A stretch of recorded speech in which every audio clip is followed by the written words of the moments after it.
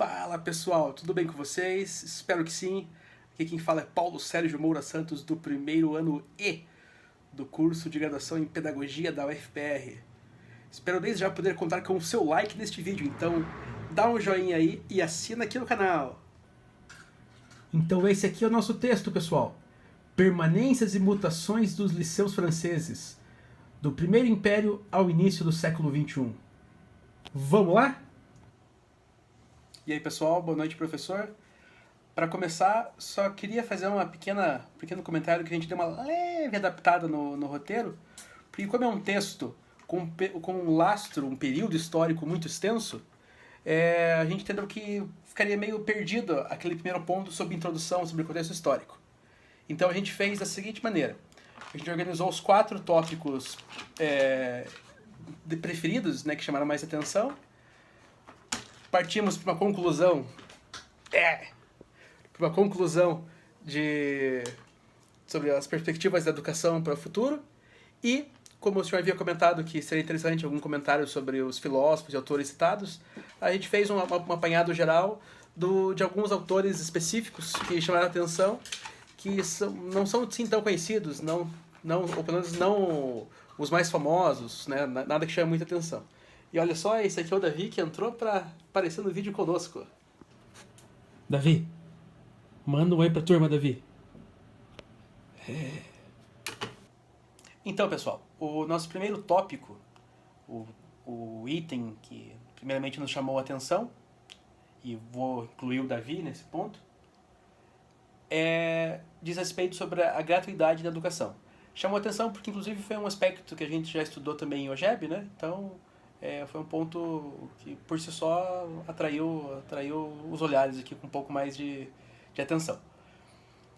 O texto dá uma perspectiva bem legal, uma perspectiva estatística populacional do que representava a gratuidade no final do século XIX na França. O texto conta que até 1881 os estudos primários eles eram parcialmente gratuitos e a partir desse ano passam a ser totalmente gratuitos. Mas a questão mesmo, o ponto nevrálgico aí, é o ensino secundário. Que o ensino secundário sempre foi pago.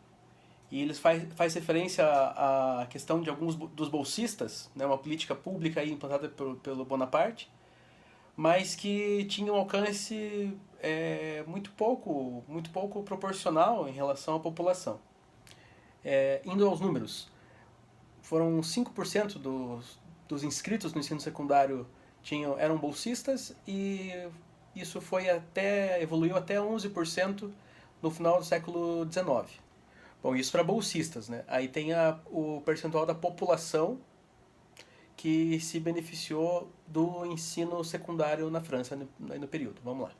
A gente tem 2% da população francesa no ensino secundário, considerando a idade de 10 a 17 anos. Isso em 1856. E 3,1% da população dos dois sexos, né, dessa faixa etária, em 1921. Fica claro aí, então, que o ensino secundário era extremamente elitizado, né, extremamente reservado para uma minoria, e uma minoria voltada à capacidade financeira, né, enfim, a elite financeira, a elite burguesa. Que não, mesmo o que tentou-se com o império, com o regime imperial napoleônico, não surtiu um efeito populacional sensível, né? Então, isso chegou no máximo a 11%. Então ficou bem evidente aqui que no final do século XIX, começo do século XX, o acesso ao ensino na França, ainda que gratuito no ensino primário, continuou reservado a uma elite muito específica, muito seleta. Então, pessoal, o segundo ponto que chamou a nossa atenção diz respeito aqui ao que ele chama de concurso de agregação. Chamou a atenção, inclusive, pelo tempo, o período, a grande extensão de tempo que essa prática dura e durou. O texto conta aqui que que no começo do século XXI ainda podemos assinalar a continuidade desse procedimento, que foi instituído em 1766 para recrutamento de professores, e chamou a atenção, claro, por ser um concurso similar, pelo menos na ideia, na palavra, a como em tese, como deveria ser, como é o modelo constitucional brasileiro de seleção de profissionais e agentes públicos, né?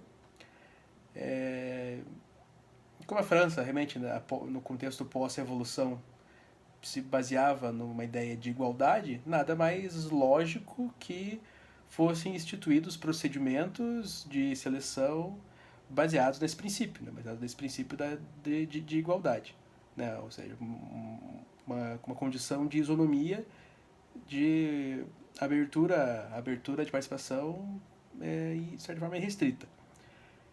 Aí eu fui dar uma leve googlezeada aí para entender um pouco melhor de como se a ideia desse concurso de agregação, isso, né? Tinha essa ideia, tinha essa perspectiva de igualdade, de isonomia, e eu achei um caos aqui até bem curioso. Acabei achando esse texto aqui, ó, Direito das Liberdades Fundamentais, de Jean-Jacques Israel. E chegamos a essa passagem aqui do texto, intitulada A Jurisprudência Administrativa. Esse ponto aqui exatamente, ó. Assim, na decisão ABBTT, de 10 de maio de 1912, considerou-se implicitamente que não é discriminatório o regulamento que exclui os eclesiásticos, da possibilidade de prestar um concurso de agregação, na medida que se trata de um concurso de recrutamento de professores do ensino secundário público e, portanto, laico. Uau, né? Enquanto a gente hoje aqui misturando igreja, escola, crucifixos, símbolos,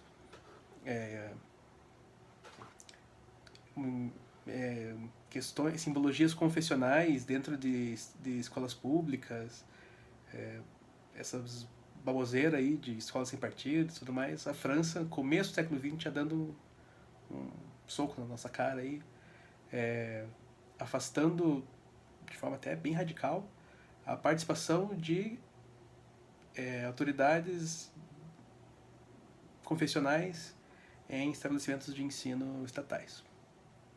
Uau! Então, pessoal, o terceiro ponto aqui que nos chamou a atenção diz respeito às condições de vida nos liceus.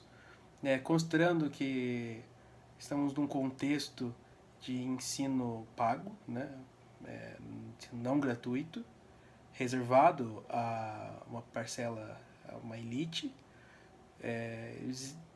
esse cenário, essa proporção de população dá uma ideia de ser algo assim, de oferecer condições de elite, né? Questão luxo, talvez, essa seria a palavra. Só que não, o texto aqui mostra que a vida lá dentro não era assim tão boa para os internos, inclusive pelo modelo militar, né, em que ele foi concebido. O texto aqui, inclusive, diz expressamente: a vida comum é rude, particularmente para os internos, a higiene deplorável e a disciplina severa. Aí, como assim, né?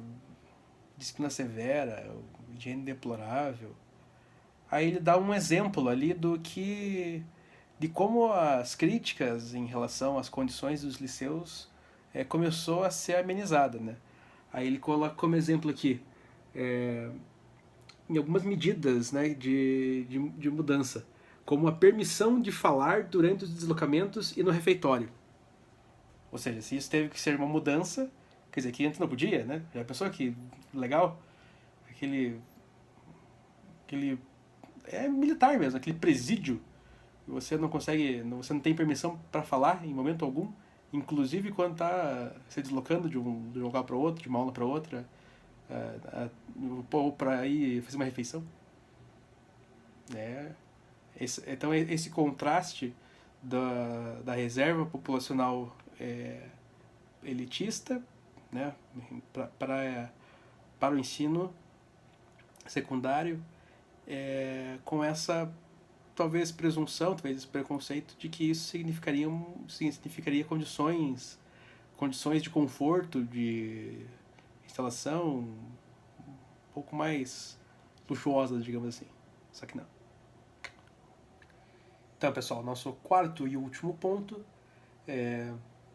fazendo até um linkzinho aqui com o ponto 2 sobre a questão do concurso e a questão da igualdade, diz respeito às mulheres. O texto fala aqui que, mesmo quando surgiram os liceus femininos, os liceus para moças, a formação era descasada, né, incompatível com a formação equivalente dada aos homens. E que os liceus femininos, a formação dos liceus femininos não conduzia, né, não permitia o acesso ao bacharelado, à universidade. O texto conta aqui que foi só a partir de um decreto de 25 de março de 1924 que o ensino secundário feminino foi aproximado do ensino masculino, que autorizava preparar oficialmente para o bacharelado. Ou seja, aquela decisão do padre, né, do eclesiástico, que não poderia prestar o concurso, aquela decisão era de 1910. E aqui a gente está falando em 1924, ainda uma aproximação, mas ainda assim uma discriminação dos homens em relação às mulheres, das mulheres em relação aos homens. Aí fica aquele contrassenso, né? Você pensa, nossa, que legal, né? O espírito revolucionário francês, igualdade, isonomia plena. Só que não. De um lado você tem uma evolução, uma preocupação bem legal, né? De separação de ensino, de religião e ensino, né? Enfim, de cada um do seu quadrado. Mas, ao mesmo tempo, você ainda tem uma discriminação de gênero ali que não faz nenhum sentido. Fechou? É isso aí, pessoal.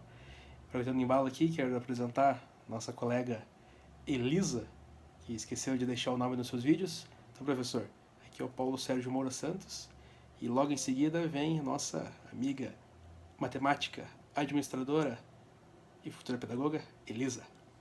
Abraço! Reflexão de relação do texto com o contexto da educação nos dias de hoje.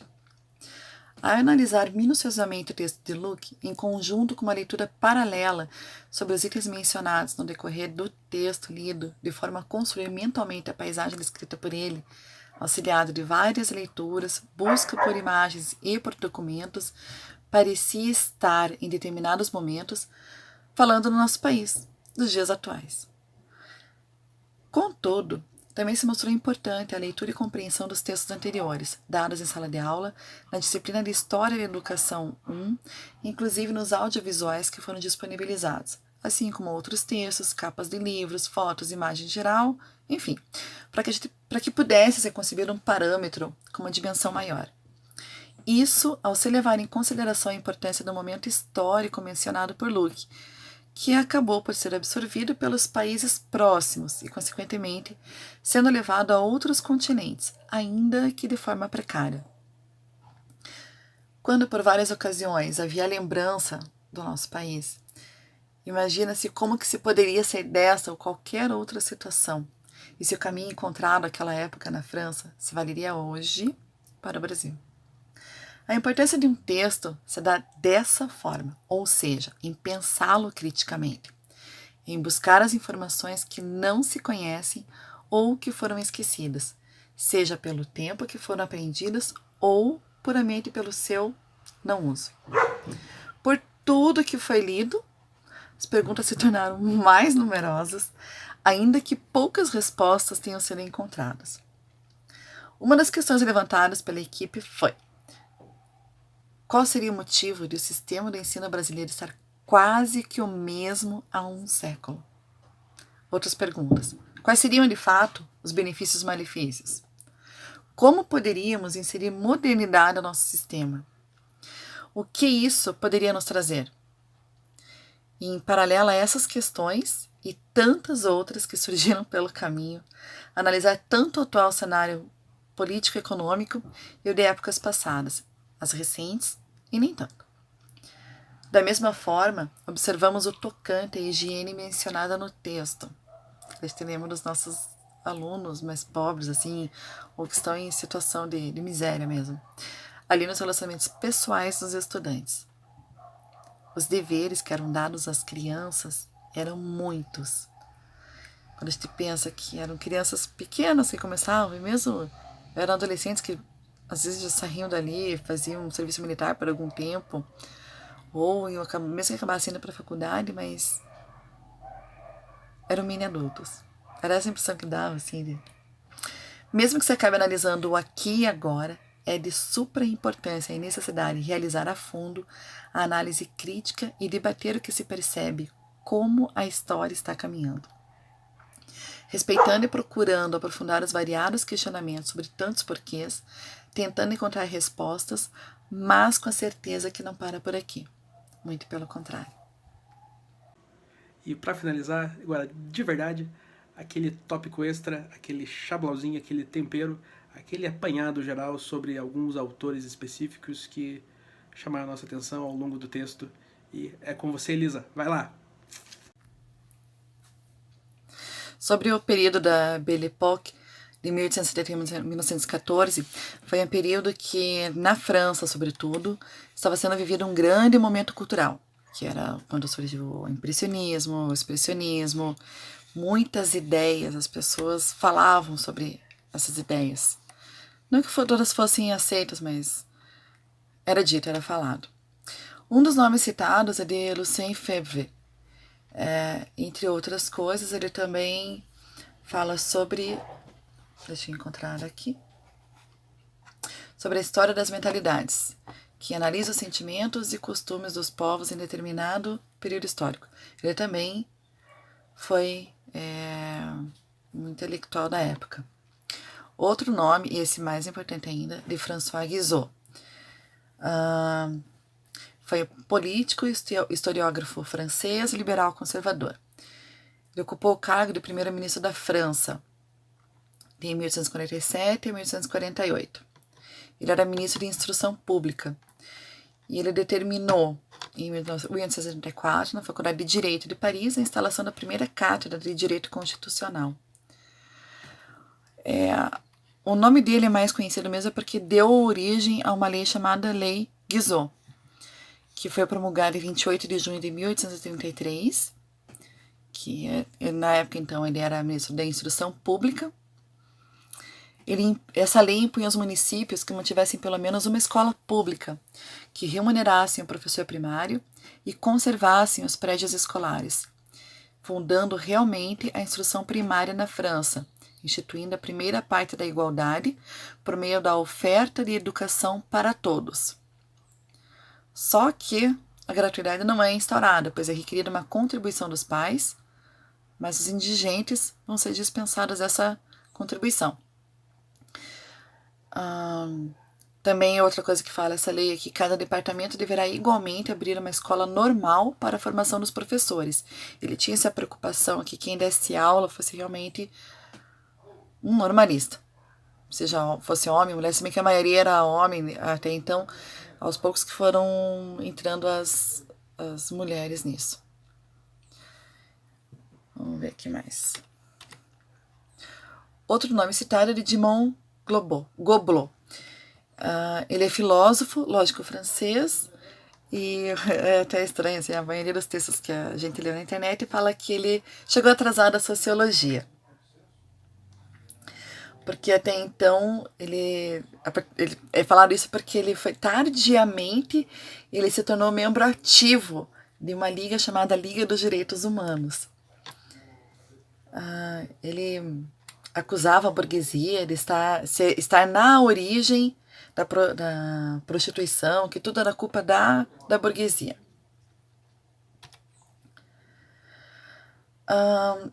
Goblet define a burguesia principalmente em termos de características culturais, assumindo a obra de outros autores que acabavam indo para essa vertente de pensamento. Para ele, a burguesia é uma realidade social por causa da coesão cultural. Alguns defendiam, outros não gostavam, mas fato é que era um mal necessário. Então, para ele aqui, para manter uma superioridade que as distingue das classes mais baixas, na ausência de barreiras legais, a burguesia procura multiplicar e renovar os meios culturais que a impedem de interpenetração. Até o nome do livro dele fala justamente sobre isso, distinção, e ele fala mais sobre isso, sempre falando muito mal da burguesia, mas, apesar do ódio contra a burguesia, ele é um deles. Que não é muito fácil e contra, mas tá no meio. Outro nome citado é de Édouard Herriot. Ele foi um político francês. Ele chegou a ocupar o cargo de primeiro-ministro da França.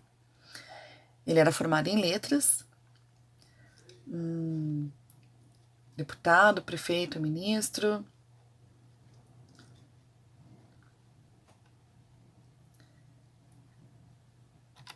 Ele era defensor fervoroso do laicismo. Outro nome citado, Jean Zay. Ele era advogado, político francês. Foi morto por milícias com 40 anos.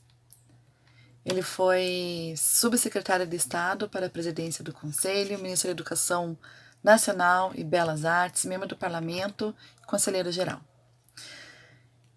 Ele ficou 44 meses no governo e uma das coisas que ele fez para a educação nacional foi, algumas, os 3 níveis de educação, a unificação de programas, a extensão da escolaridade obrigatória a 14 anos, aulas de orientação, atividades orientadas, ensino interdisciplinar, reconhecimento da aprendizagem, esporte na escola, trabalhos acadêmicos.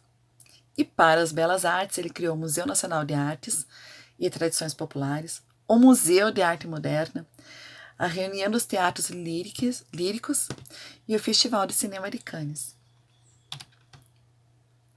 Também é citado no texto sobre a Convenção Termidoriana, que é uma das fases finais do processo da Revolução Francesa, que é quando prendem e matam Robespierre.